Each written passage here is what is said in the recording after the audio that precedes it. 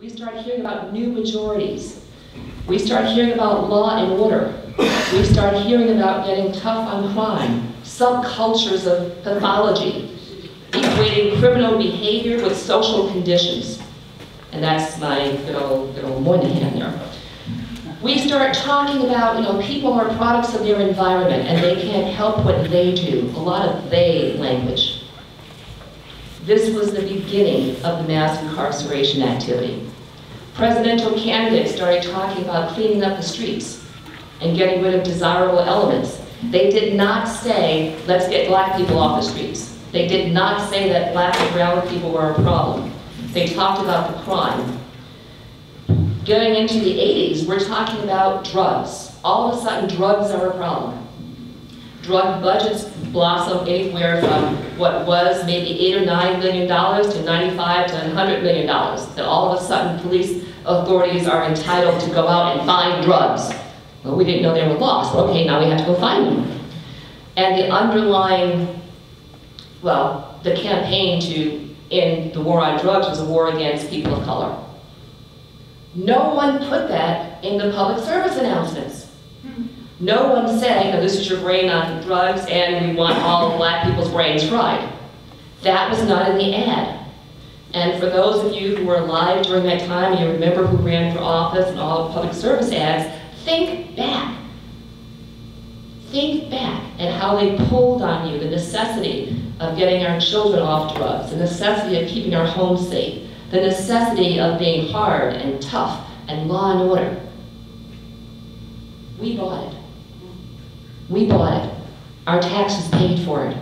And we never noticed that the penal system was going from here to here to here. We didn't notice. The money allowed for putting people away for prosecutions was enormous. The money for treatment and prevention disappeared. This is where the caste system came from. And also in terms of industry, where a lot of people of color migrated to the cities, and I know you've had the discussion on the warmth of other suns, those were industrial jobs. Those were entry-level jobs. The industrialization slowed down. Now we have technology. Jobs are different.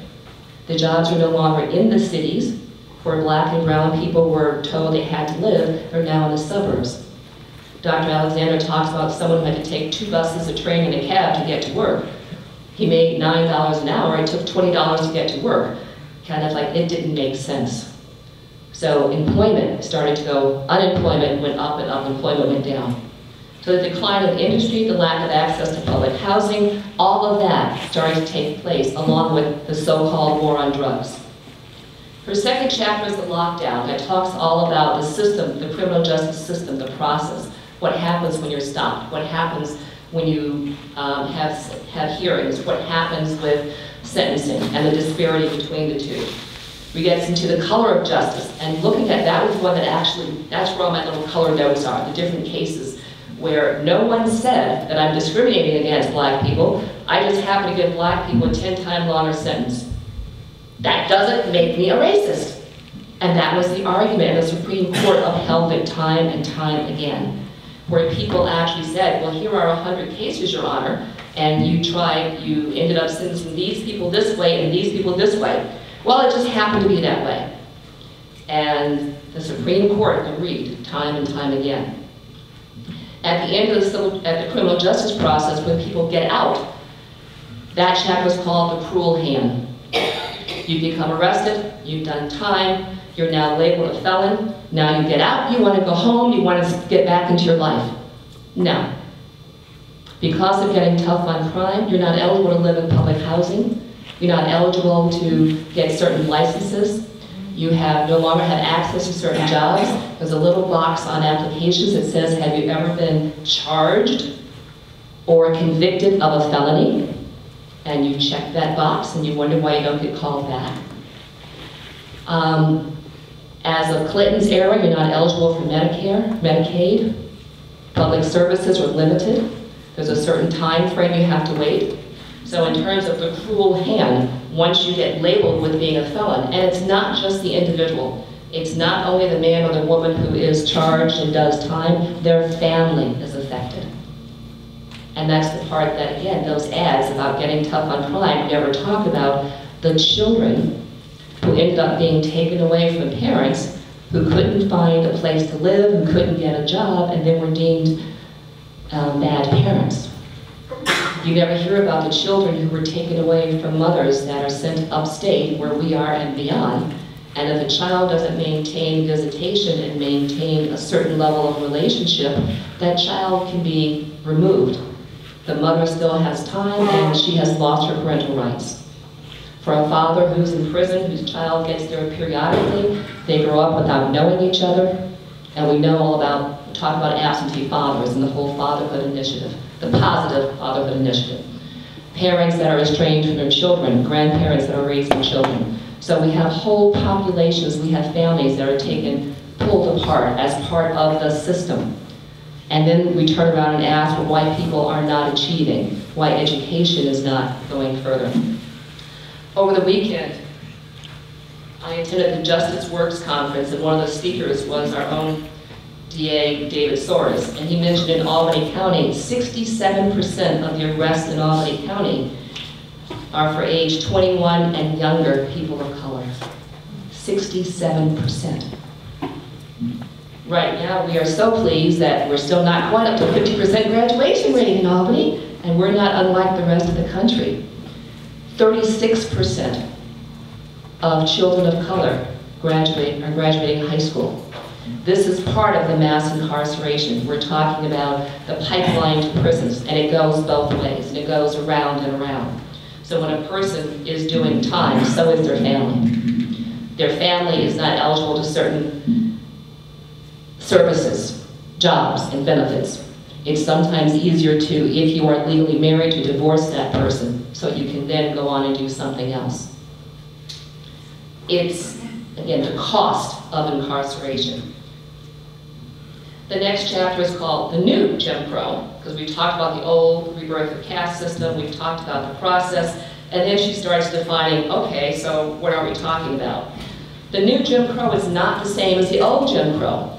The old Jim Crow was very, very clear that these laws were against black and brown people. The law said, if you are black, Native American, Chinese, you cannot do such and such and such and such. In the 20th and 21st century, race isn't mentioned. And that's that supposedly color blindness. The major social movements need to dismantle this caste system, because if you look carefully at who they're being targeted, who is being addressed, then all of a sudden you start saying, oh my goodness, look who's being affected. Out of these 100 people who are picked up, how many are actually detained? Of those who are detained, how many have access to an attorney? Of those who have access to an attorney, how many then show up? And you go all the way down the line, and just miraculously you do the demographics, and wow, these are black and brown people. I wonder if there's any corollary. And the courts have said no. The courts have said no. I need to keep stressing that. The behavior that happened a few years ago when the young men were threatened with jail in Jena when they got into a fight with others who had hung a noose, that was a major civil rights movement. People showed up. If it had just been a fight between youth, that would have been one thing. Because there was a noose, that brought in the racial element, and that allowed us to talk about race. And it also allowed, with all the people who were showing up and writing and aggravating, to have some things happen, the recognition. That continues. Racial segregation happens, it is real. The new Jim Crow just happens to use different language. And that gets us into the color blindness. When a person says they're colorblind, that is not a good thing. I will repeat that. When a person says that they are colorblind, that they do not see color, that's a problem. And it actually is a racist statement. It doesn't make them a racist person, but it's a racist statement. And one of the things that Dr. Alexander talks about is the harm that the new Jim Crow does not only to communities of color, but also to white communities. There are white people entering prison. There are white people in prison. There are white people with the label of felon and are affected by these laws. Not as many, but they're still being affected. And the entire society is being affected when we have millions of people that are not with their families, that are not in the community, that are not working at productive jobs, that are not being educated in a way that can bring them and their families any benefit. So we're all being affected. In terms of the new Jim Crow, she said that no task is more urgent for racial justice advocates today than to ensure that America's current racial caste system is its last.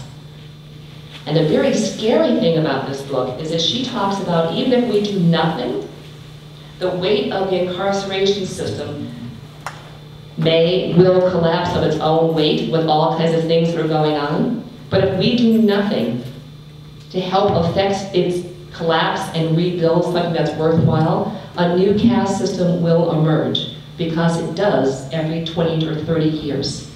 That part terrifies me. When she does her historical analysis, as she looks at some of the different cases, it is terrifying that if we do nothing, that a new system of racialized social control will still emerge, given the nature of this country. Her last chapter is called The Fire This Time, and that's from the James Baldwin book, where she talks about racial segregation is a not too distant cousin of enslavement. And some of you are saying, oh, what about Oprah? What about President Obama? Don't you know how many CEOs there are of major corporations? What about people who have PhDs and law degrees? And I know that black people are doing well. Actually, as a people, we've gone backwards. The idea of black exceptionalism is part of that color blindness. I know a black person who teaches as a professor, who's at the university. I know a black doctor. I know 2 or 3 black ministers who make a lot of money. Those are the exceptions. And one of the things that this country does very well at is it picks out one and says, okay, talk about this one, but ignore the 1,000 over here.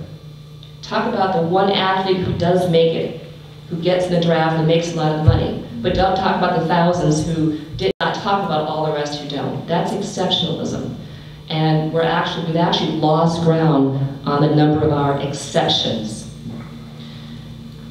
I talked about the whites must give up their racial bribes in her way.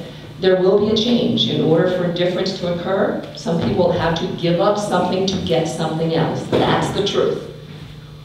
It's not going to be easy, it's not going to be great, but to come up with a better whole for everyone, hopefully people agree that it's needed. By not using the language of race, some people think the systems and institutions could not then be racist. When I do classes on multiculturalism and anti-racism, and the majority of white people all say, I'm a good person. Great, I'm glad to hear it. I'm not saying you're a bad person. Your actions and your lifestyle and the benefits that you have are based upon a racist system. And more of us need to understand that. Very good, honorable, well-intentioned people commit racist acts, most of the time without being aware of it. When we fail to name and hold something to review or ask for an accounting, we are giving implicit permission for things to remain